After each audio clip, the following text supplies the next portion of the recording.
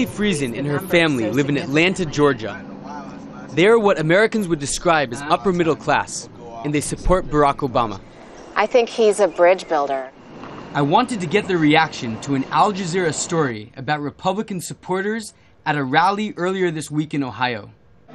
When you've got a Negro running for president, you need a first stringer. He's definitely a second stringer. Obama and his wife, I'm concerned that they could be anti-white, that he might hide that. I mean, I think you can find people with racist beliefs probably everywhere, but I don't think it's the norm. Tiffany, her husband Atiba, and her son Jacob say they think racism is a reality in the U.S., but that it won't be enough to change the election. I think there's such a minority that they're not going to influence the election.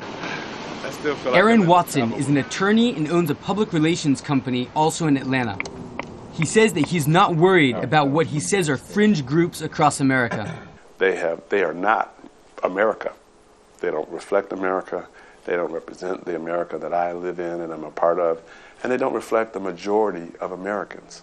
Mr. Watson says that racism is part of the fabric of American society, but that it hasn't held him back. And I'm not in any way naive.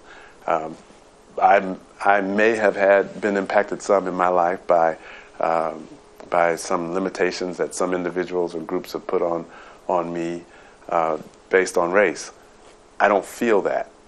The Watsons are a successful family. They live in a wealthy neighborhood and send their daughter Jenna to a private school. Hi, how you doing? How are you doing? You're Jenna. How are you? Good to meet you.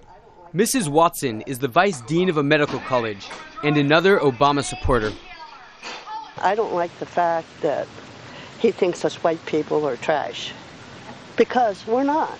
The Watsons say they're not worried by the comments in the video. I thought that the video probably represented a pretty homogeneous group of people who were probably already staunch supporters and not really open-minded. America is a patchwork of many cultures and different political views. But for the Watsons and the Friesens, their own experience tells them that race will not decide this election. Casey Kauffman, Al Jazeera, in Atlanta, Georgia.